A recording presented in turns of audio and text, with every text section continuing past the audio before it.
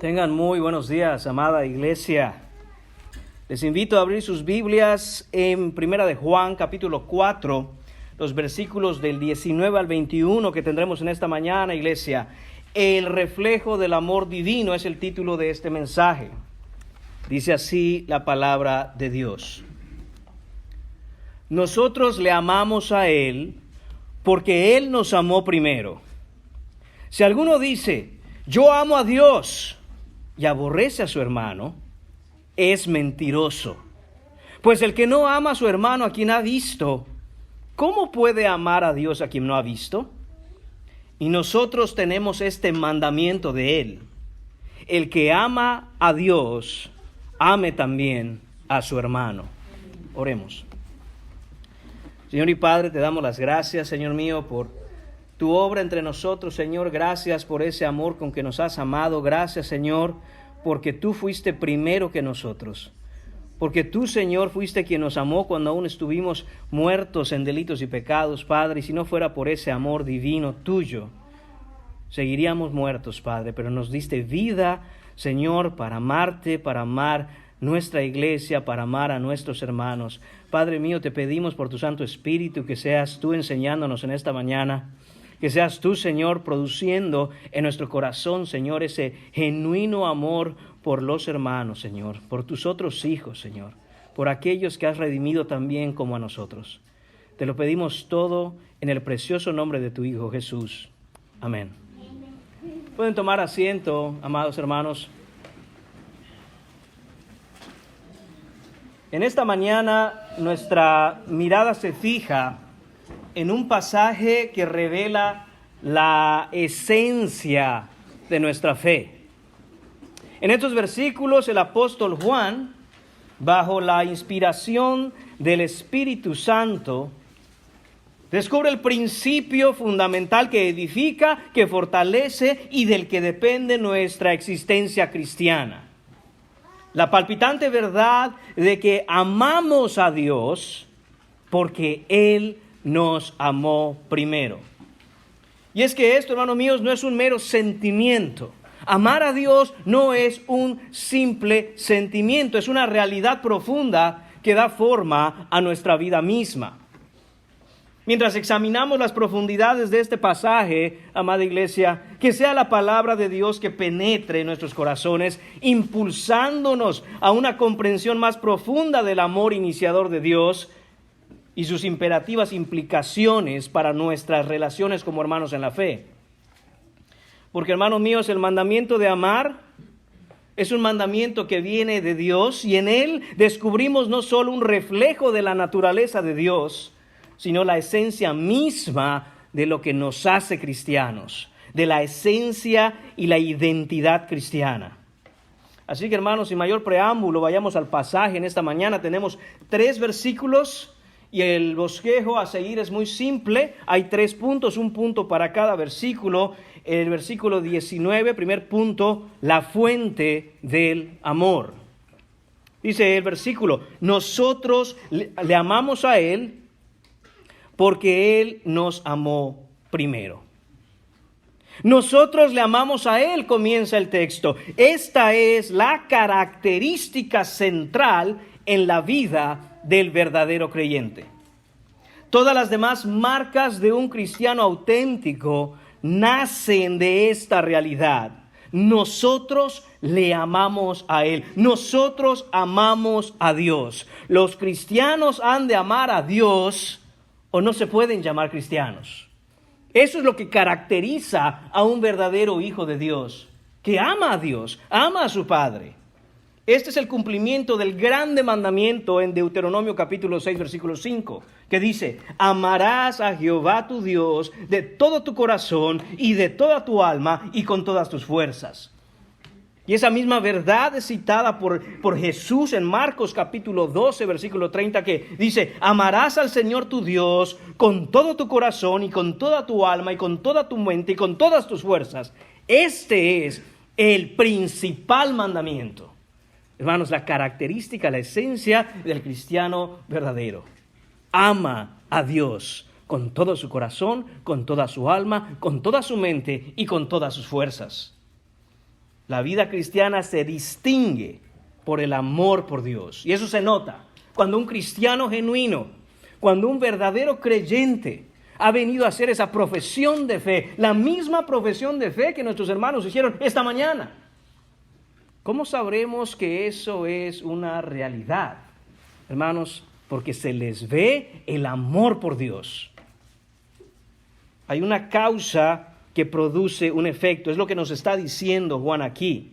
Nosotros le amamos a Él porque Él nos amó primero. Juan nos señala el efecto primero. Dice, nosotros le amamos a Él. Este es, hermanos míos, el fruto. Esto, hermanos míos, es la consecuencia. Este es el resultado. Y después Juan nos va a mostrar la causa. Dice, porque Él nos amó a nosotros primero. Ese amor que Él nos mostró, ese amor que Dios nos mostró es la raíz. Ese es el motivo, ese es el origen. Dios mismo es el fundamento y razón de nuestro amor por Él. Hermanos míos, si Dios se quedara sentado esperando a ver qué día alguna persona se acerca a Él amándole, se quedaría sentado por siempre, pues jamás tuviéramos amor por Él.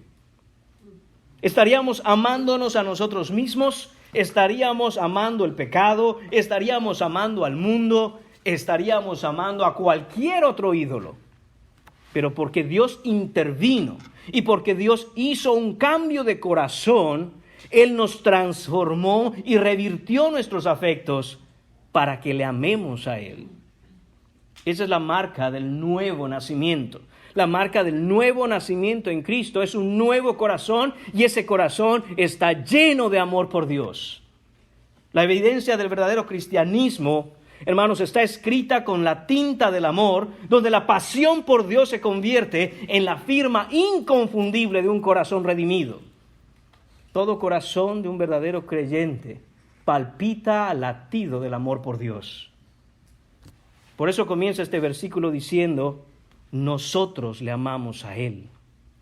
Y Juan se refiere aquí a los cristianos. Esa palabra nosotros es acerca de los creyentes, es exclusiva de los creyentes.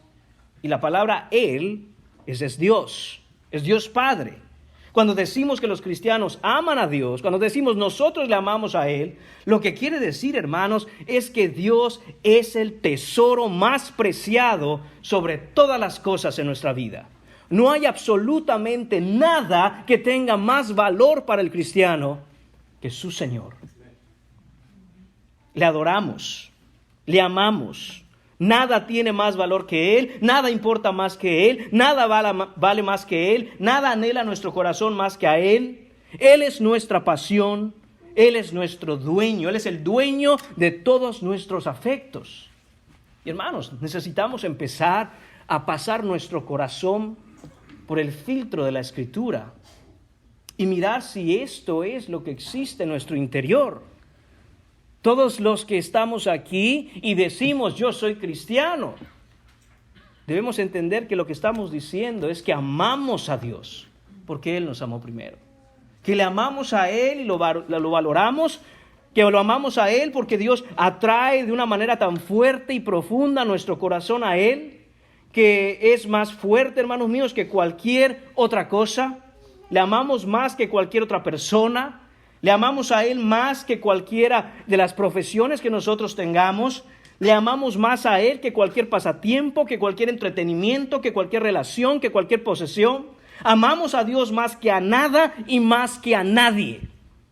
Hermanos, Él es el número uno en nuestra vida. Jesús dijo, el que ame más a padre o a madre, el que ame más a hermano o hermana, a hijo o a hija, si ama más todas esas cosas que a mí, no es digno de mí. Jesús no está diciendo que no debamos amar a nuestros hermanos o a nuestros padres o a nuestras madres.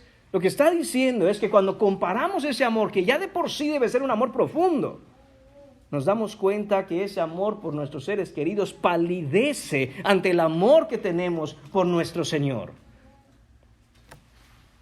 En ocasiones, hermanos míos, ese amor puede fluctuar. Es decir, puede variar. A causa del pecado que aún mora en nuestra carne, nuestro amor por Dios lamentablemente es imperfecto. pero es genuino, es verdadero, es real. Y aunque a veces demos un paso hacia atrás, hermanos, nuestra respuesta es dar 3 pasos adelante.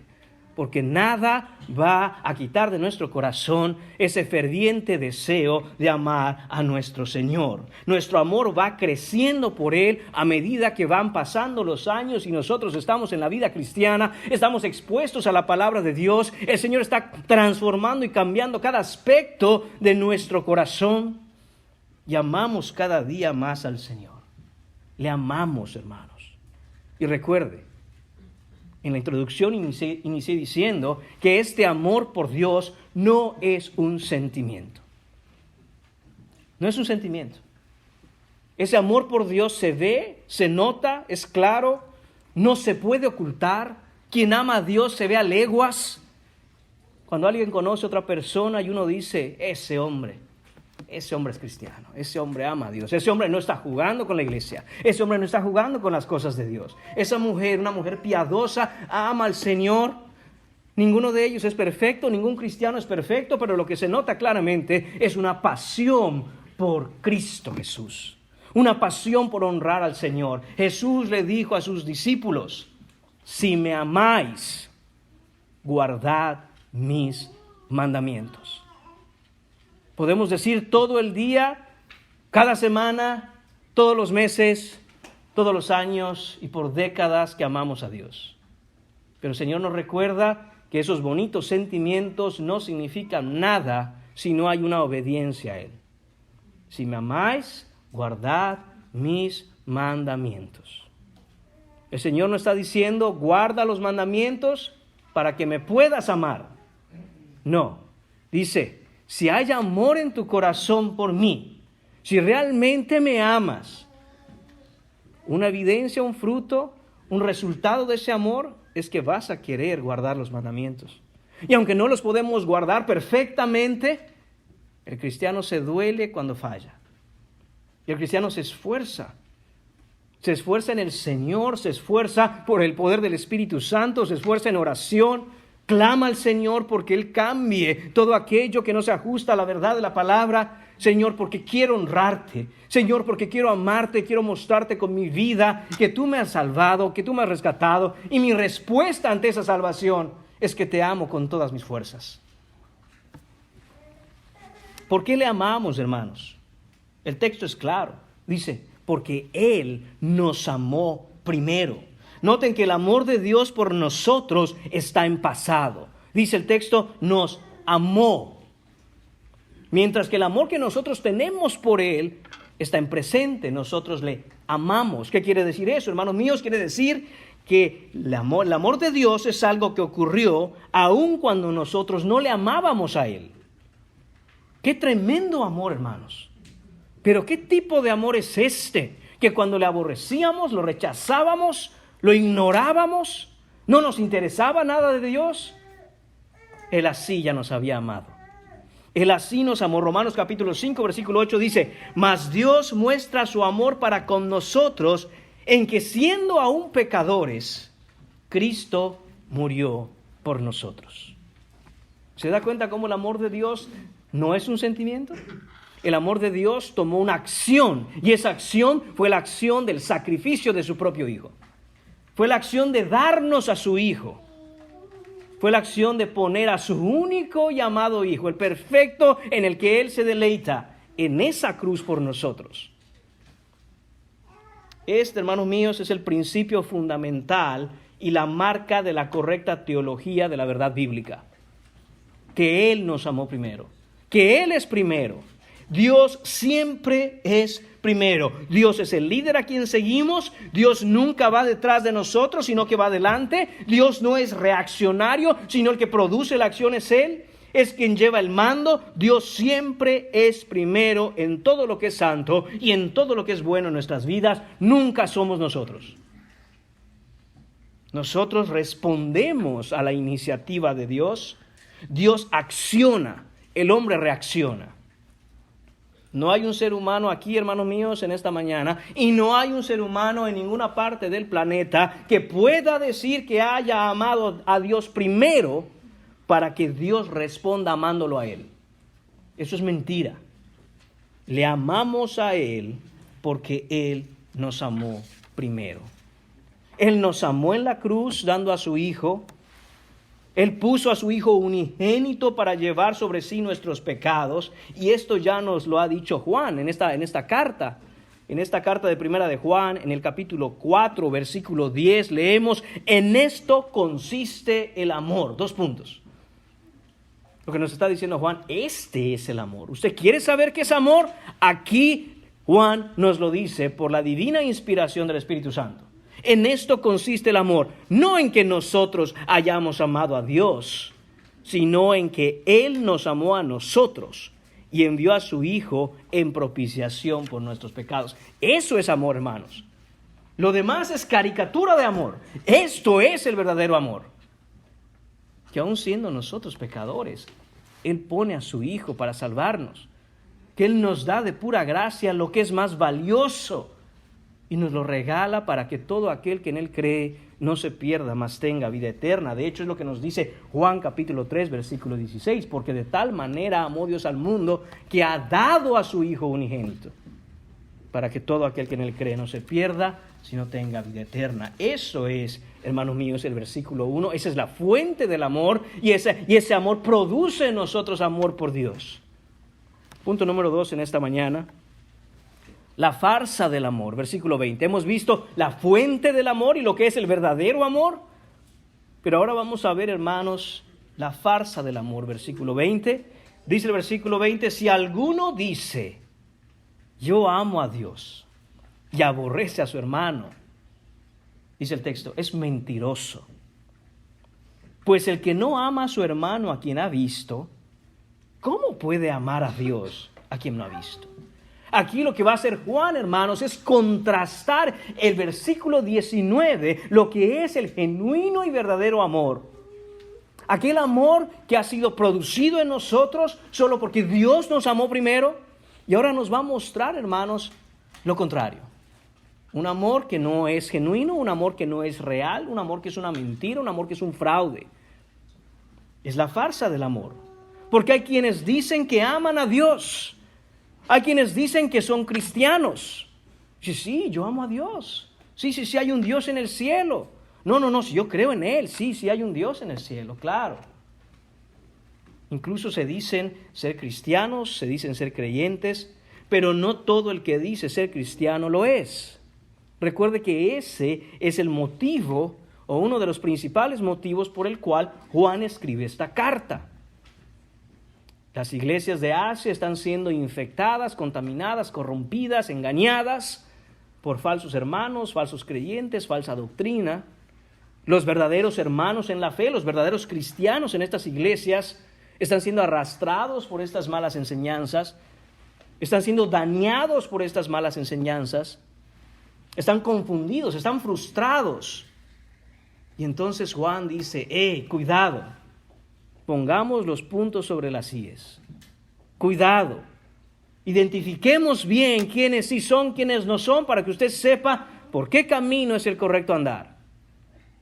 Y entonces dice Juan que no todo el que dice que es cristiano lo es. Muchos dicen yo amo a Dios, pero no aman a Dios. Pero no es cierto, nos dice Juan, aunque lo digan, no aman verdaderamente a Dios. Algunos lo dicen, pero es mentira, es un falso testimonio, es un engaño. ¿Y cómo podemos decir esto? ¿Cómo podemos hablar así? La razón que nos da Juan para saber esto, hermanos, es que esta gente estaba ahí metida entre las iglesias, pero no aman a los hermanos. No aman a la iglesia de Dios, no aman el crecimiento de la iglesia, no aman el crecimiento de los hermanos con los cuales ellos se relacionan. No aman a los creyentes, no aman a la iglesia local, no aman ver a otros creyentes crecer en santidad para su Señor. Y cuando no hay amor por los hermanos y hermanas de la familia de la fe, Juan nos dice que ese es un indicador de que no se es de la familia de Dios. Porque nadie que pertenece a la misma familia, a la familia de la fe, aborrece a su propio hermano. Pertenecen a otra familia, no tienen el mismo padre, el padre de aquellos es el maligno. Miren el versículo 20, cómo dice, si alguno dice. Esta frase que utiliza Juan en esta epístola, hermanos, siempre está antes de darnos unas características del falso cristiano. Usted puede hacer un ejercicio en casa y poner en una libreta el falso creyente y encontrar en Primera de Juan cada vez que Juan dice, si alguno dice, y usted anota eso.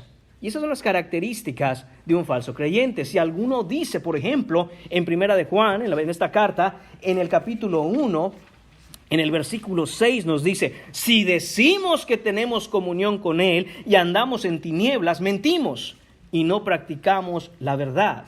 En el versículo 8 nos dice, si decimos que no tenemos pecado, nos engañamos a nosotros mismos y la verdad no está en nosotros. En el versículo 10 dice, si decimos que no hemos pecado, le hacemos a Él mentiroso y su palabra no está en nosotros. En el capítulo 2, en el versículo 4 dice, el que dice, yo le conozco y no guarda sus mandamientos, el tal es mentiroso y la verdad no está en él. En el versículo 9 nos dice, el que dice que está en la luz y aborrece a su hermano, está todavía en tinieblas. Y así, hermanos, podríamos continuar mirando todas esas características, todas esas evidencias de un cristiano falso, de un falso hermano. Aquí nos dice Juan, si alguno dice, yo amo a Dios. Hermanos, qué fácil es decirlo. Qué fácil es hablar. Es lo que está diciendo Juan aquí. Es fácil decir eso, pero hay una desconexión entre lo que está diciendo esa persona y cómo está viviendo esa persona. En lo que puede hablar y en cómo actúa. Y Juan nos dice, ahí está la clave. Si no van a la par esas dos cosas, lo que dice con su boca y cómo actúa, cómo acciona, cómo vive, cómo anda, es un falso. Y el punto de Juan es, tenga cuidado. Recuerde, hermanos, Juan no se toma lo que está sucediendo en las iglesias de Asia en el año 90 a juego. Sabe que es extremadamente peligroso para los verdaderos creyentes que toda esta falsa enseñanza, estos falsos hermanos y falsos maestros estén inmiscuidos en la iglesia. Juan no dice, ténganles paciencia, mira, mejor oren por ellos. No, ¿por qué? Porque esta gente ya había escuchado el Evangelio. Y habiendo escuchado el Evangelio, en vez de decidir obedecer a la verdad, ellos quieren pervertir la verdad. Es diferente, hermanos, cuando alguien no ha escuchado el Evangelio. Tenemos que desarrollar un amor y debemos desarrollar, y ese es nuestro deseo como iglesia este año, que el Señor ponga un corazón en nosotros por ir a alcanzar a las almas perdidas, aquellos que nunca han escuchado el Evangelio. Pero no es el caso de la gente que está hablando Juan aquí. Esta gente sabe cuál es el Evangelio y a propósito quiere arrastrar a los creyentes a una falsa enseñanza. Quieren estar entre ellos, pero engañarlos diciéndoles, no. Eso les han enseñado por Juan y los demás apóstoles, pero mira, esa gente, ese viejito, porque Juan es un viejito. Recuerde que Juan les habla de hijitos, porque él ya es mayor en edad. Dice, mira, ya Juan a su edad tal vez ni sabe lo que está hablando, vámonos a lo moderno, vámonos a esta nueva enseñanza que nosotros hemos descubierto. Recuerda, los gnósticos eran hombres, eran maestros falsos que constantemente estaban encontrando nuevas verdades, nuevas revelaciones, cosas que ellos que estaban especialmente decían ungidos, ellos podían tener nueva revelación. Dice Juan, no es así. Porque cuando ellos hablan de lo que hablan y dicen lo que dicen, miramos cómo eso se traduce en acciones, en actuar, en vivir y amor por la iglesia y por los hermanos, y vemos que no tiene nada que ver una cosa con la otra. Y Juan dice, cuidado, esto es grave, esto es gravísimo. Juan es franco y directo en el uso del lenguaje aquí. Hermanos míos, Juan no es políticamente correcto. ¿Usted ha escuchado esa expresión que hay que ser políticamente correctos? Lo que significa es, ten cuidado cómo hablas para no vayas a ofender a nadie. Hermanos, es imposible decir algo que realmente tenga valor o sea verdad sin ofender a aquel que ama la mentira. Es imposible. Él no está siendo políticamente correcto, él no es suave, él no está endulzando el mensaje. Juan no es un predicador aguado al que le tiemblan las piernas al hablar la verdad. Juan no está preocupado ni tiene miedo de que alguien se le vaya a ofender y se vaya. Hermanos míos, esto es plática de mayores. Esto es plática de gente adulta. Y Juan dice, hermanos, no estoy hablando con ustedes como si ustedes fueran niñitos llorones. Hablemos las cosas como son. Esta gente es falsa. Esta gente, hermanos míos, les quieren engañar. Esta gente, hermanos míos, no son cristianos, son falsos. No importa cuántos golpes se den de pecho, no importa cuánto digan que aman al Señor, si eso no se traduce en un verdadero, genuino actuar, en amar a la iglesia, al Señor y a los hermanos, dice, son mentirosos. Son mentirosos. Juan lo que hace, hermanos, es desenmascarar a los farsantes. Juan está descubriendo a los lobos vestidos de ovejas. Juan está mostrando quiénes son ovejas del Señor y quiénes son las cabras que andan saltando entre las ovejas del Señor. De regreso al capítulo 4, en versículo 20, dice, si alguno dice yo amo a Dios y aborrece a su hermano, es decir, al mismo tiempo que dicen amar a Dios, no tienen amor por el hermano, no tienen amor por la familia de Dios, no tienen amor por el pueblo de Dios, no tienen amor por la iglesia de Dios, no tienen amor por otros creyentes, ni les interesa el bienestar de su iglesia local. No les interesa. Vienen cuando pueden. ¿Saben a qué vienen? A ver qué reciben. A ellos no les interesa dar algo. No les interesa que la iglesia crezca y van a poner de su corazón, de su ser, de su amor por el Señor, algo para que esa iglesia crezca. No, ellos vienen y dicen que me sirvan, ya llegué. Y cuando no se les sirve dicen, uy, pero qué faltos de amor aquí. ¿Por qué? Porque no me quieren dar nada. Hermanos, no es la manera en que la iglesia debe funcionar. Bíblicamente no es la forma en que el Señor estableció que la iglesia funcionara. Sino que los creyentes, los hermanos, los que aman a Dios, aman también a otros hermanos. Y eso se traduce en que ellos ponen de sí para que la iglesia sea sólida, para que la iglesia se fortalezca. Hay algo que dan. Y no todos pueden dar en la misma medida, hermanos. Pero todos están llamados a dar algo a su iglesia. Todos están llamados a contribuir, a cooperar, a colaborar para que esa iglesia sea una iglesia fuerte.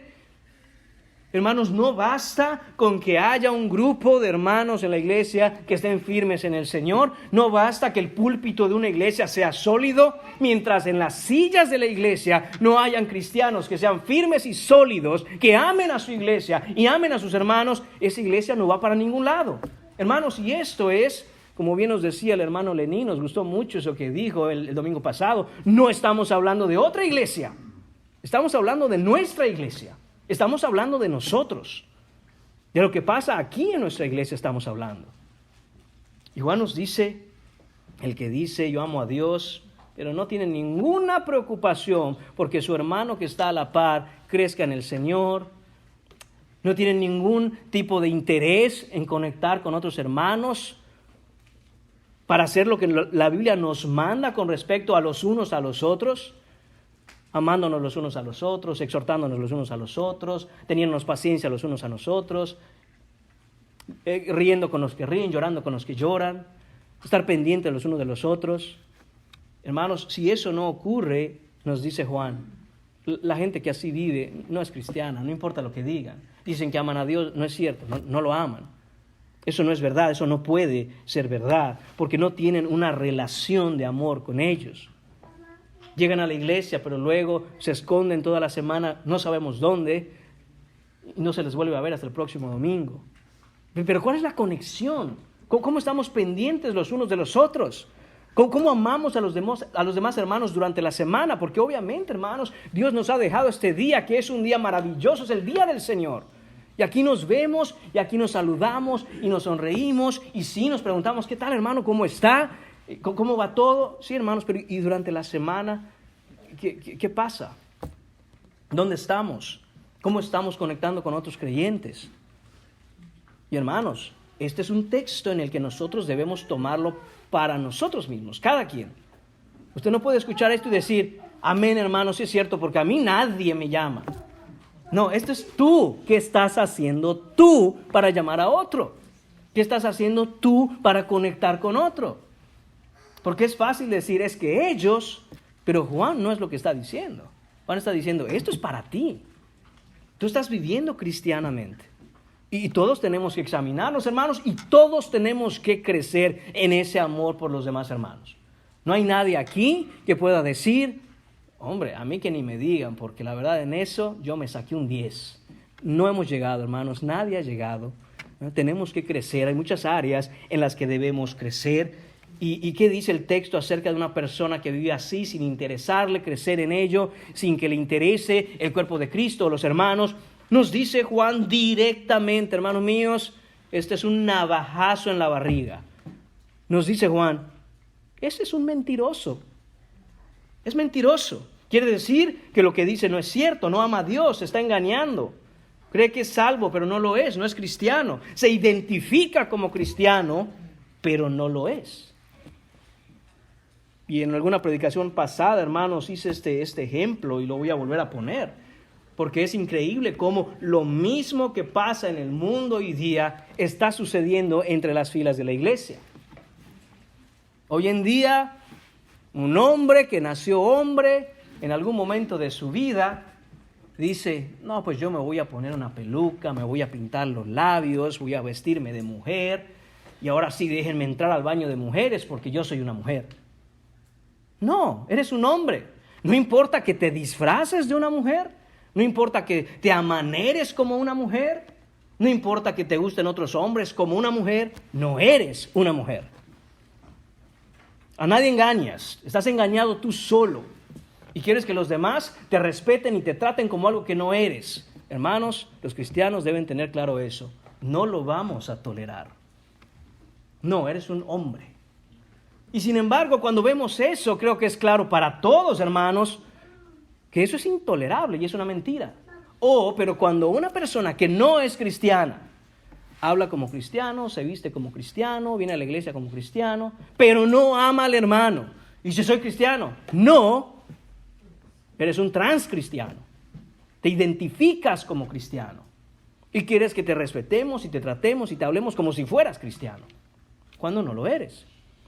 ¿Por qué? Porque el Señor nos dice en su palabra por Juan, aquel que dice yo amo a Dios y no ama a su hermano, es un mentiroso. Hermanos, son duras las palabras que nos dice Juan aquí. Pero Juan está preocupado por la iglesia. Habla así porque él ama a la iglesia, porque no quiere que sus verdaderos hermanos sean engañados, no quiere que el verdadero cristianismo sea corrompido, no quiere que falsos hermanos infiltrados en la iglesia arrastren a los verdaderos creyentes y los dañen. El hablar así, hermanos, la razón por la que Juan habla así es que él ama a la iglesia. Es que él ama a su Señor y no le da igual ver todo este relajo que hay en las iglesias. No dice, bueno, ni modo, así son ellos, ¿qué más le vamos a hacer? No, dice Juan, corrijamos esto, cambiemos esto, crezcamos en esto, identifique quiénes sí son, quiénes no son y actúe en consecuencia, tome decisiones. Continúa el versículo, hermanos, y Juan nos presenta un argumento verdaderamente infalible. Dice él, pues el que no ama a su hermano, a quien ha visto, ¿cómo puede amar a Dios a quien no ha visto? Hermanos, es que más claro ni el agua. Ese argumento nos deja sin ningún tipo de excusa. Este argumento, hermanos, nos muestra la realidad. Y nadie se puede escapar por ningún lado de decir, no, pero es que... No, dice Juan, si no puedes amar a tu hermano que está a la par de ti, al que ves, que es de carne y hueso, no me digas que puedes amar a Dios que es espíritu y al que no has visto nunca. Eso es imposible. Este argumento, hermanos, va de menor a mayor. Es decir, nos plantea Juan lo que es más fácil y nos dice, si no puedes hacer lo que es más fácil, tampoco puedes hacer lo que es más difícil. Déjeme darle algunos ejemplos. Hermanos, si un bebé no sabe caminar, no me diga que ese bebé puede correr. Es ilógico. No se puede eso. Primero se camina, luego se corre. Si un bebé no ha aprendido a hablar, no me diga que ese bebé puede dar un discurso. Eso es un disparate. No me diga que alguien que no sabe el abecedario es capaz de escribir un libro. Eso es absurdo. No me diga que estando en el día del Señor, donde la palabra de Dios es enseñada y predicada, y usted se está durmiendo, no me diga que llega a la casa y es diligente en el estudio de la Escritura. Hombre, sabemos que eso no es verdad. Es obvio que no es verdad. No puede ser verdad. Y Juan nos dice, si no amas a los hermanos a quien ves, no me digas que puedes amar a Dios a quien no has visto. Eso es una mentira. Eso es una mentira. Juan nos deja, hermanos míos, sin poder encontrar un punto neutro. Aquí, hermanos míos, no hay tonos grises, es blanco o es negro. O estás avanzando en el Señor o estás retrocediendo. Pero nadie está estacionado en algún lugar y donde dice, espérame, me voy a tomar mi tiempo. No. Dice Juan, ¿es una cosa o es la otra? Y esta realidad, hermanos, ya la ha mencionado Juan antes. En Juan capítulo 2, en primera de Juan, capítulo 2, versículos 9 a 11, ya hemos leído y hemos pasado por esos versículos. El que dice que está en la luz y aborrece a su hermano, está todavía en tinieblas. El que ama a su hermano permanece en la luz y en él no hay tropiezo. Pero el que aborrece a su hermano está en tinieblas y anda en tinieblas y no sabe a dónde va porque las tinieblas le han cegado los ojos. Después, en el capítulo 3 de esta carta, en el versículo 10, Juan nos dijo, en esto se manifiestan los hijos de Dios y los hijos del diablo. Todo aquel que no hace justicia y que no ama a su hermano no es de Dios.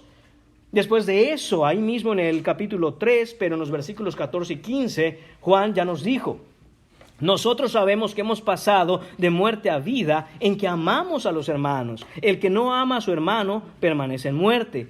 Todo aquel que aborrece a su hermano es homicida, y sabéis que ningún homicida tiene vida eterna permanente en él.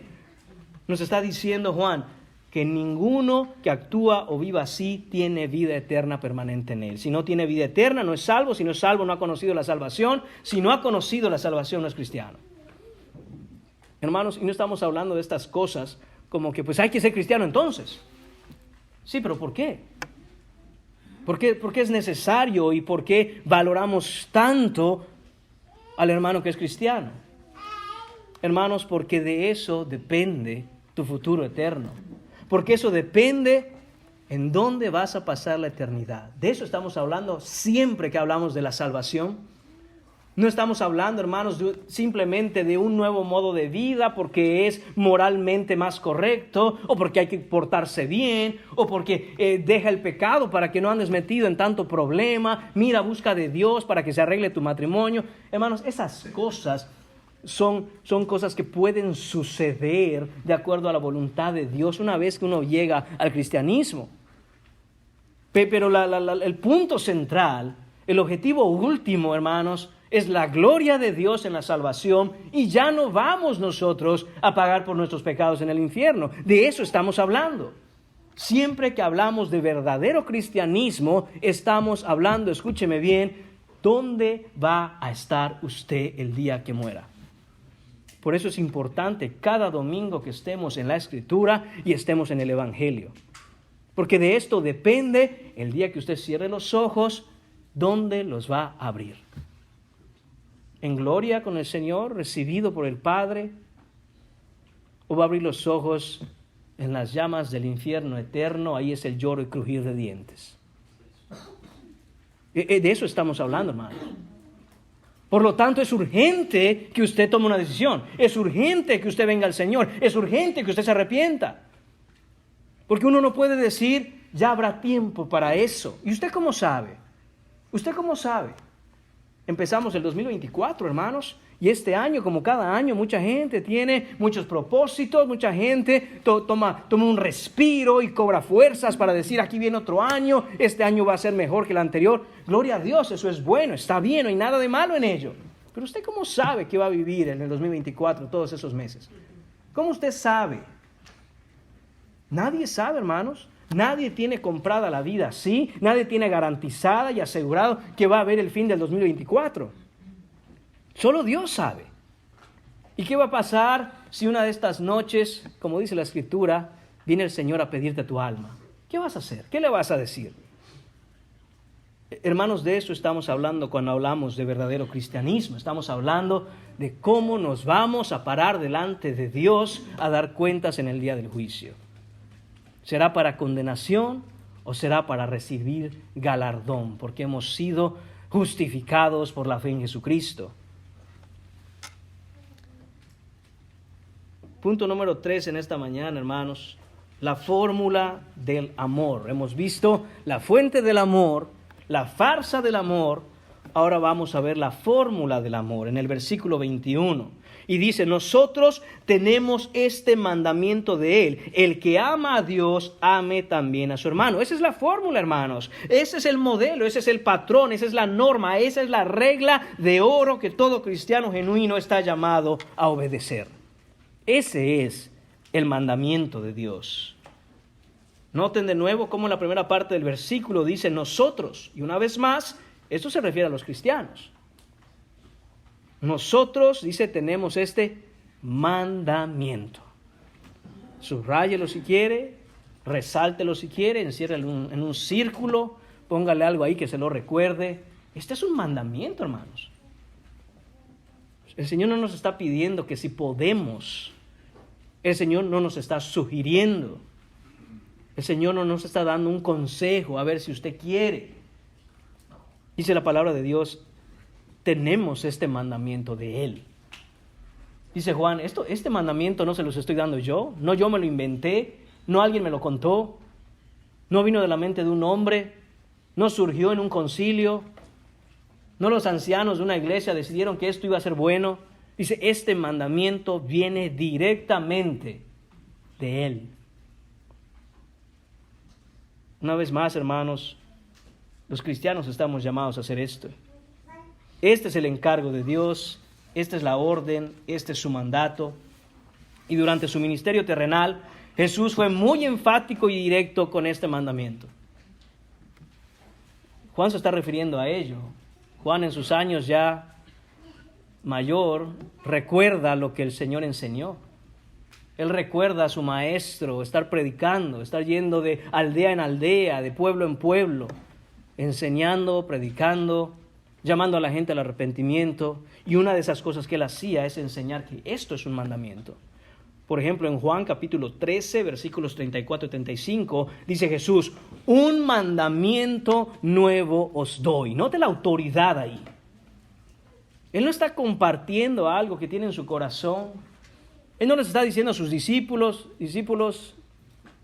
muchachos, vengan, hay algo en mi corazón que quisiera compartir con ustedes, a ver qué les parece. No, hermanos, Él dice, este es un mandamiento nuevo y se los estoy dando. ¿Qué se espera de los discípulos? Que saquen libreta, tomen apunte. Amén, Señor, dígame qué es. Es metafórico, hermanos, no que eso hicieran los discípulos. Pero ellos tenían que prestar atención y decir, nos están dando una orden. Nuestro Señor nos está mandando algo. ¿Y cuál es ese mandamiento? Dice, que os améis unos a otros como yo os he amado. Y ahí mismo en Juan hermanos, leí otro texto que también vamos a ver en un momento. Un mandamiento nuevo os doy. Ese es el versículo 34 del capítulo 13. Que os améis unos a otros como yo os he amado, que también os améis unos a otros. En esto conocerán todos que sois mis discípulos, si tuviereis amor los unos con los otros. Y se parece muchísimo después cuando lo dice, que es el que les leí hace un momento, en Juan capítulo 15, versículo 12. Este es mi mandamiento, dice Jesús, que os améis unos a otros como yo os he amado. Segunda vez que Jesús les manda lo mismo. Versículo 17, esto os mando, que os améis unos a otros. Constantemente Jesús estaba diciendo esto y constantemente decía, esto es el mandamiento, esto es lo que os mando. Les estoy mandando a hacer esto, les estoy dando una orden. Esto no es si quieren, no es si pueden, no es si tienen tiempo, no es ojalá tengan ganas, les estoy mandando esto.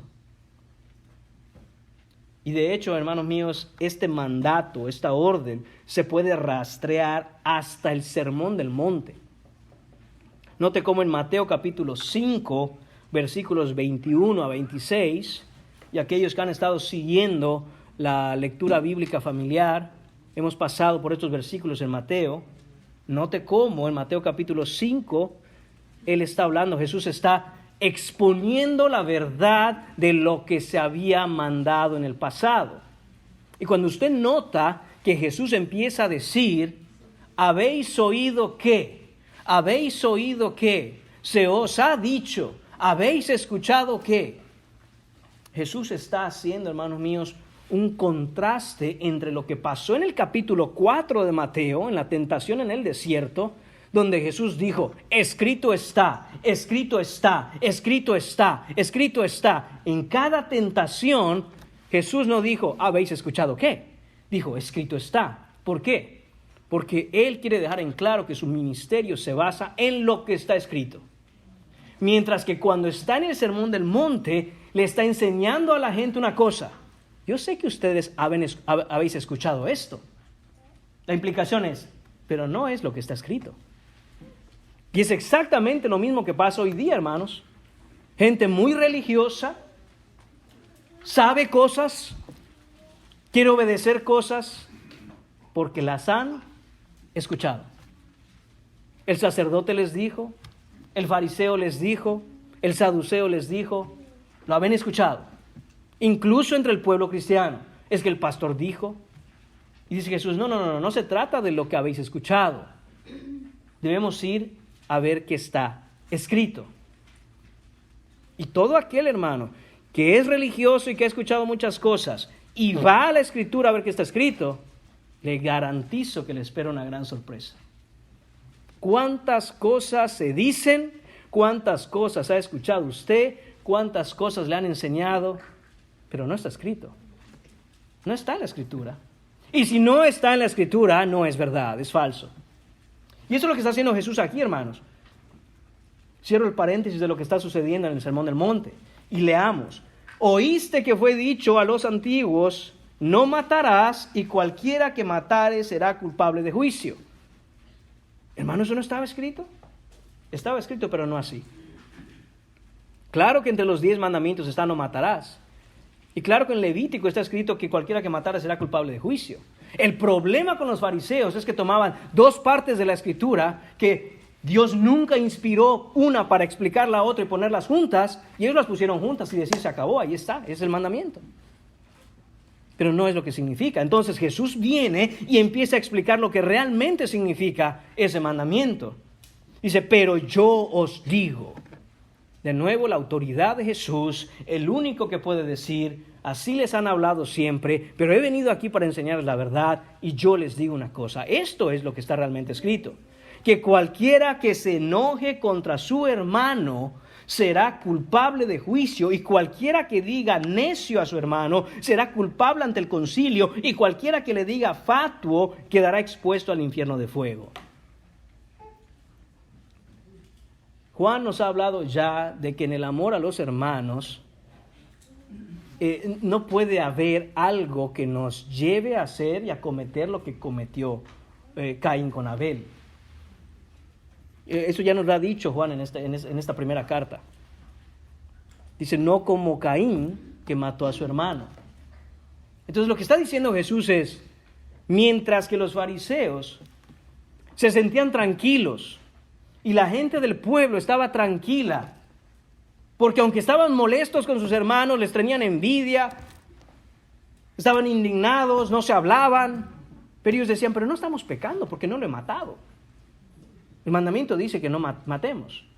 Y ellos pensaban, pero estar enojados no pasa nada. Pero tener rencor los unos con los otros no pasa nada.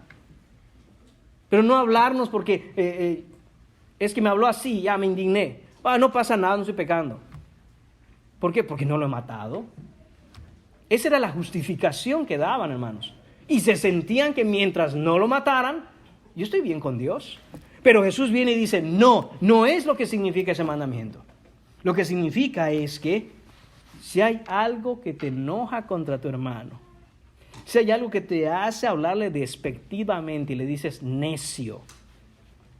Esa palabra necio puede traducirse de muchas maneras. Es la palabra en hebreo raká, que se traduce como cabeza hueca, tonto, bobo. Y después dice otra palabra ahí, dice que el que lo llame fatuo. Hermanos, la palabra que se utiliza hoy en día para traducir fatuo, que es una palabra un poco más antigua, es idiota, es lo que significa esa palabra. Y si cuando ustedes se hablan así, cuando ustedes se tienen rencor los unos a los otros, cuando ustedes no se hablan, cuando el orgullo que tienen les impide ir con el hermano a resolver sus problemas, usted está pecando y es culpable de juicio. Y dice que vamos a estar expuestos a los que vivan así al infierno de fuego. ¿Qué es necesario para acabar en el infierno de fuego? Es no ser creyente. Lo que está diciendo Jesús aquí es que la gente que vivió así no es cristiana. Y de hecho lo que nos dice, por tanto, si traes tu ofrenda al altar y ahí te acuerdas de que tu hermano tiene algo contra ti, deja allí tu ofrenda delante del altar y anda, reconcíliate primero con tu hermano. Y entonces ven y presenta tu ofrenda. ¿Qué es eso? Que es muy sencillo, hermanos, traer la ofrenda como una muestra de amor a Dios y estar molesto con mi hermano y decir, pero traje mi ofrenda, yo estoy bien con Dios. Dice Jesús, no funciona así. Jesús está conectando esas dos cosas. No puede ser que usted esté enojado con su hermano y no ame a su hermano y no tenga un corazón perdonador por su hermano y no le interese estar bien con sus hermanos y venir con su ofrenda y pensar, estoy bien porque yo estoy bien delante de Dios. El problema es mi hermano. No, el problema es su corazón. El problema es suyo. Ponte de acuerdo con tu adversario pronto, dice el Señor, entre tanto que estás en el camino con él. No sea que el adversario te entregue al juez y el juez al alguacil y seas echado en la cárcel. De cierto te digo que no saldrás de allí hasta que pagues el último cuadrante. Hermanos, Juan está aplicando toda esta enseñanza que él escuchó de Jesús en su carta. Después de todo este tiempo, Juan recuerda la enseñanza de Jesús y la está aplicando a las iglesias en Asia. Es imposible que amemos a Dios con limpia conciencia y al mismo tiempo no amar a los hermanos. Eso es imposible. A Jesús le preguntaron cuál es el gran mandamiento en la ley, cuál es el primero y más grande de todos los mandamientos. Y en Marcos capítulo 12, versículos 29 a 34, él contesta, Jesús responde, el primer mandamiento de todos es, esto ya lo citamos anteriormente, oye Israel, el Señor nuestro Dios, el Señor uno es, y amarás al Señor tu Dios con todo tu corazón y con toda tu alma y con toda tu mente y con todas tus fuerzas. Este es el principal mandamiento. ¿Sabe una cosa que hace Jesús? No para ahí. Dice el siguiente versículo. Y el segundo es semejante. Amarás a tu prójimo como a ti mismo. Jesús, no te preguntamos sobre el segundo, te preguntamos sobre el primero. ¿Por qué incluyes el segundo? Continúa hablando Jesús y dice, no hay otro mandamiento mayor que estos. ¿Sabe qué es una cosa profundamente interesante aquí? Que cualquier maestro de gramática de hoy diría, o Jesús no sabe hablar, o los que escribieron el Nuevo Testamento se habrán confundido.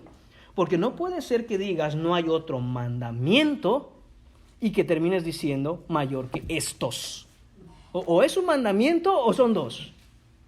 Jesús hace una conexión y dice, mientras que hay dos mandamientos, por decirlo de algún modo, para que lo entendamos, esos dos mandamientos conforman una sola cosa. De tal manera que viene a ser un verdadero mandamiento. Mateo agrega que Jesús dijo que de esto depende toda la ley y los profetas. Hermanos míos, Jesús nos está diciendo, amar a Dios y amar al hermano es algo inseparable, de tal forma que debemos entenderlos como una misma cosa, no dos cosas diferentes.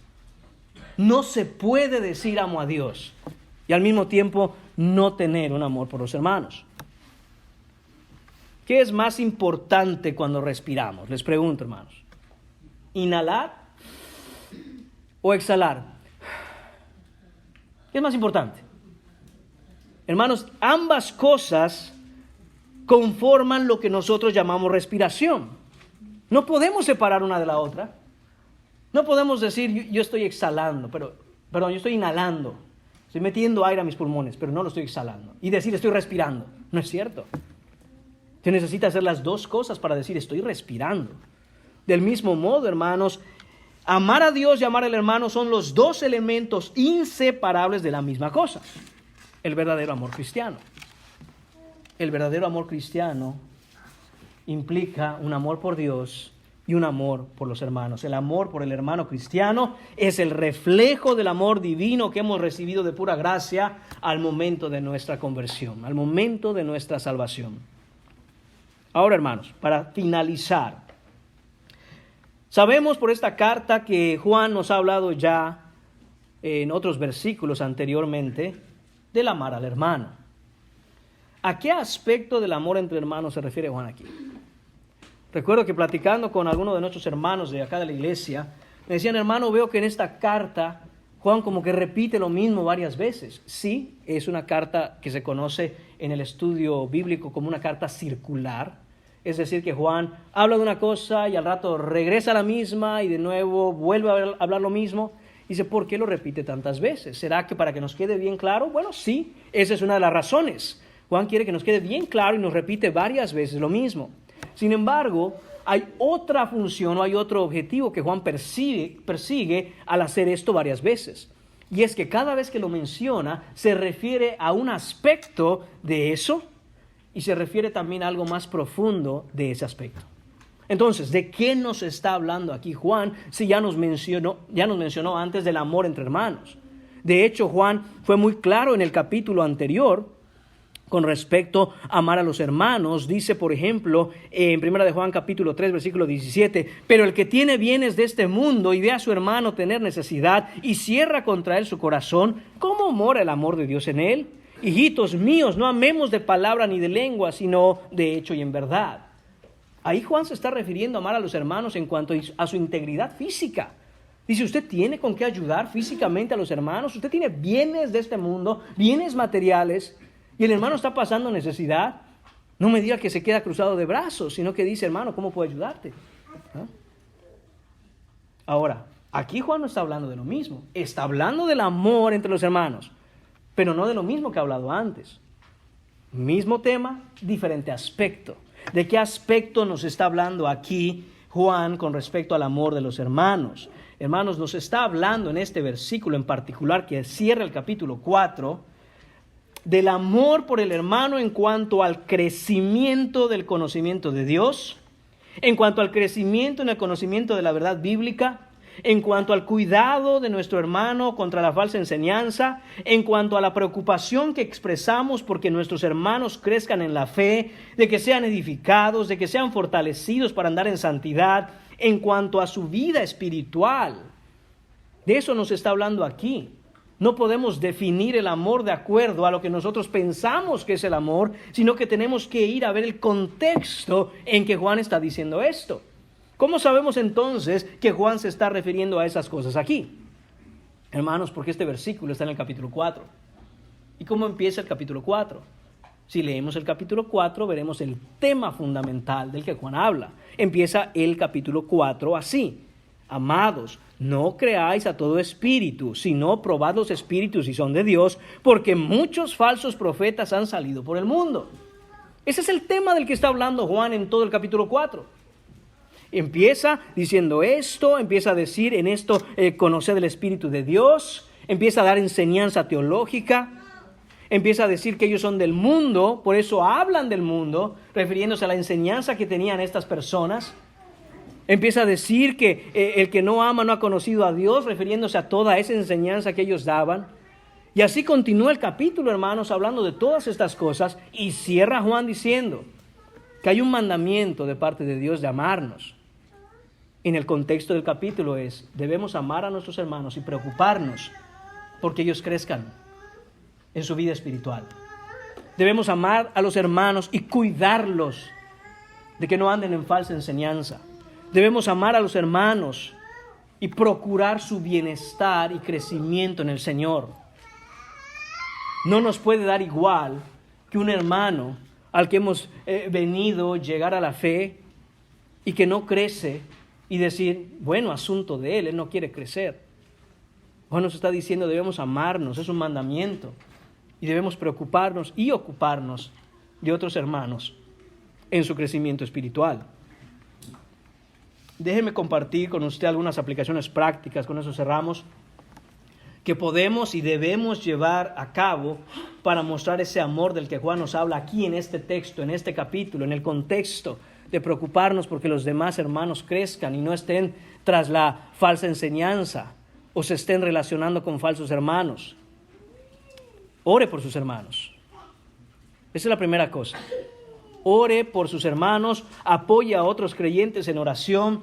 No solo haga peticiones generales o cosas que tengan que ver con necesidades físicas, sino que debemos interceder por el crecimiento espiritual de los demás, por la sabiduría del Señor en ellos, por el discernimiento, que ellos crezcan en ese discernimiento. Es una cosa en donde mostramos amor por los hermanos. Si usted nunca tiene en oración, si usted nunca recuerda orar por otro hermano, usted no lo está amando. Pero cuando usted está en oración por otros hermanos, usted está amando a su hermano. Comparta las Escrituras. Otra cosa práctica que podemos hacer. Comparta regularmente con otros hermanos Escrituras que sean significativas y de edificación para usted y tal vez para los demás. Hermanos, compartan devocionales sólidos, bíblicos.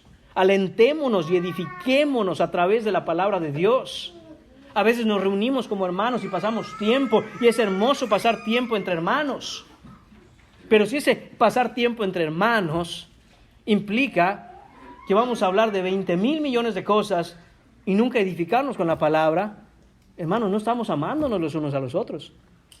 Comparta con los demás la palabra, pregúntele. Oye, ¿qué aprendiste del sermón? Oye, me llamó la atención esto. Oye, ¿te has fijado que en el devocional familiar estábamos en esto y me llamó mucho la atención aquello? Alentémonos a edificarnos en la palabra. Cuando uno hace eso, está amando a su hermano. Sea una fuente de aliento.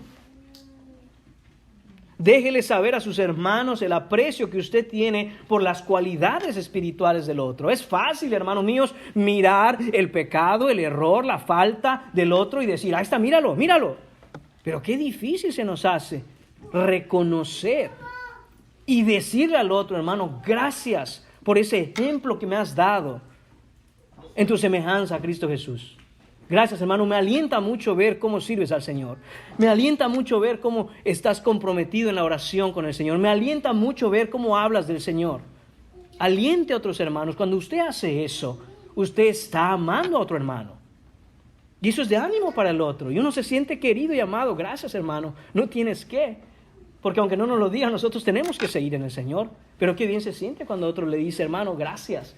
Le das un abrazo. ¿Por qué, hermano? Mira, así, así, así. Te vi hacer esto y me diste un gran ejemplo de Cristo. Veo a Cristo en ti. Eso es amor por el hermano. Hermanos, podemos acercarnos a ellos para hacer esto, podemos decírselos directamente, podemos escribirles una nota, podemos mandarles un mensaje con sincero corazón de agradecimiento por lo que vemos en ellos en Cristo Jesús. Y hermanos, el cristiano debe ser una persona simple, una persona humilde, sencilla, pero nunca debemos ser simplones. ¿Sabe cuál es la diferencia en ello? Un simplón es el que nunca encuentra nada que decir. Está pasando una tragedia a tu hermano con el corazón roto, derramando lágrimas. Y tú como una pared, frío como nada. Eso es ser simplón. Tenemos que quitarnos eso. ¿Usted no sabe qué decir? Aprenda, pregunte, ore, aliente con la Escritura. Ya de perdido, agarre ese celular y busque versículos contra la tristeza. Búsqueme algo, dígame algo. ¿No? Necesito más que un ya. Va a estar bien, va a estar bien.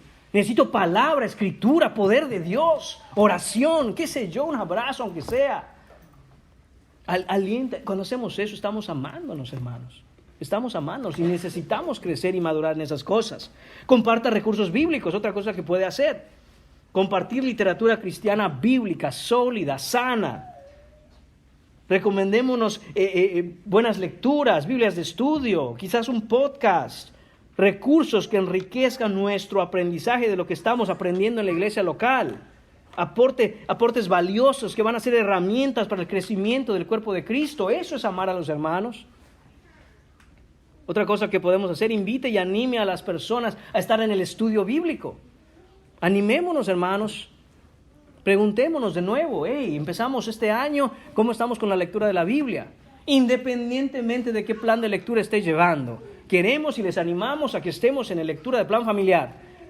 Pero entiendo que si usted decide otra cosa, nadie le puede obligar a que no. El punto es que esté leyendo la Escritura todos los días. Todos los días en la Escritura, todos los días en la Escritura. Animémonos a eso. Cuando hacemos eso, hermanos, estamos amando a los hermanos. Sea un modelo de humildad, otra cosa que podemos hacer. Compartamos con otros hermanos nuestras propias debilidades. Hermanos, no se trata de que vayamos ya a chismearles toda nuestra vida a los hermanos, pero basta con decir, hermanos, yo también batallo con muchas cosas. ¿Cómo nos podemos ayudar? Hermanos, yo también tengo muchas cosas en mi vida con las que lucho. No he llegado aún, hermano.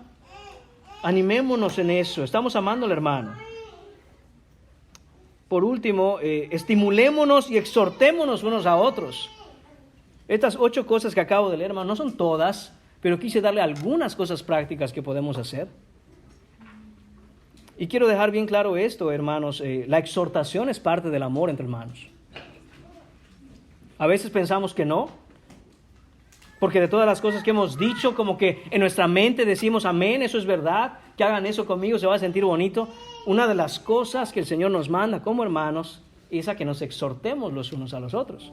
Y cuando alguien venga y le exhorte, le está amando. Cuando le exhorte bíblicamente, cuando le exhorte con la Escritura, cuando esa exhortación nace de una preocupación genuina de que usted esté en las cosas del Señor y no se nos esté desviando, eso es amar al hermano. De hecho, Hebreos capítulo 10, versículo 24 y 25 dice, y considerémonos unos a otros para estimularnos al amor, es decir, animarnos al amor y a las buenas obras. Versículo 25, no dejando de congregarnos como algunos tienen por costumbre. Algunos olvidan que eso está en la Biblia. Algunos dicen, cuando yo pueda llego, y me tienen que entender. Dios me entiende. No, Dios te dejó acá la Escritura para que tú la entiendas. No dejando de congregarnos como algunos tienen por costumbre. Y si no, dice el texto, exhortándonos. ¿Se da cuenta que la palabra de Dios dice que lo que necesita el hermano que no congrega regularmente no es ánimo? ¿Es exhortación? Es lo que dice la Escritura. No dejando de congregarnos como algunos tienen por costumbre, sino exhortándonos. Y tanto más, nunca es menos. Mientras más van pasando los días y no congrega, dice entonces más dura tiene que ser la exhortación. Tanto más cuando veis que aquel día se acerca. Pasan los días y los días, no sabemos cuándo viene Jesús, pero usted ni se asoma a la iglesia. Entonces, si usted recibe una llamada porque no ha congregado, salvo que sea obviamente una razón válida, usted lo que necesita en ese teléfono, en esa llamada, es una exhortación. No ánimo.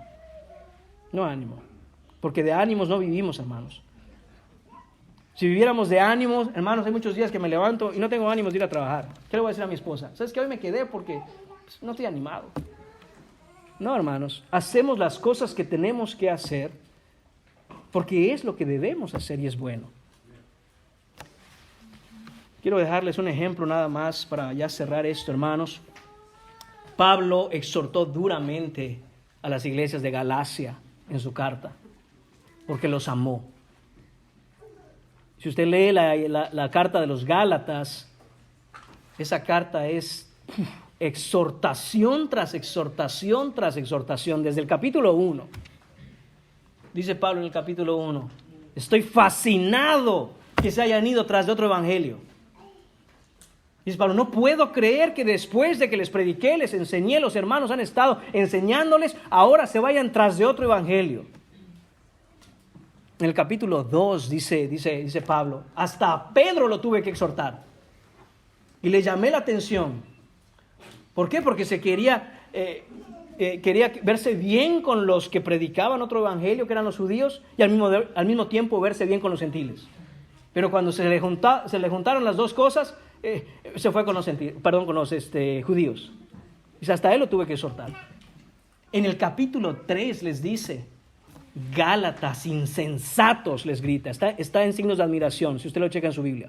Gálatas insensatos. ¿Quién os fascinó? ¿Quién os embrujó para no obedecer a la verdad? exhortación tras exhortación tras exhortación. Pablo, hermanos míos, no está susurrando en esa carta, está pegando gritos, hermanos.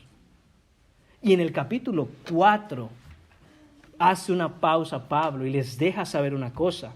Versículo 16. ¿Me he hecho pues vuestro enemigo por deciros la verdad? Pablo dice, no les estoy diciendo, ni les estoy regañando, ni les estoy exhortando por gusto, ni porque esté en contra de ustedes. Dice, ¿me consideran ahora su enemigo porque vengo a decirles la verdad? Y dice, ellos tienen celo por vosotros, estos que estaban predicando otro evangelio, pero no para bien, sino que quieren apartaros de nosotros para que vosotros tengáis celo por ellos. Y es bueno mostrar celo siempre por lo que es bueno. Y no solamente cuando yo estoy presente entre vosotros. Y les dice en el versículo 19, hermoso, hijitos míos. En pocas ocasiones Pablo utiliza la expresión hijitos míos como lo hace Juan. De Juan se espera siempre. Así es Juan. Pero no de Pablo. Es raro que Pablo hable así. Y en medio de esta exhortación dice, hijitos míos, por quienes vuelvo a sufrir dolores de parto. Dice Pablo, yo estoy sufriendo al verles así.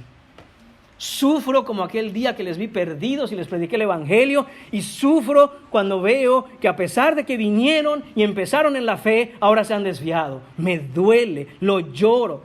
La idea aquí es una mujer en dolores de parto. Eso es el ejemplo que está dando Pablo aquí. ¿Y qué es lo que dice?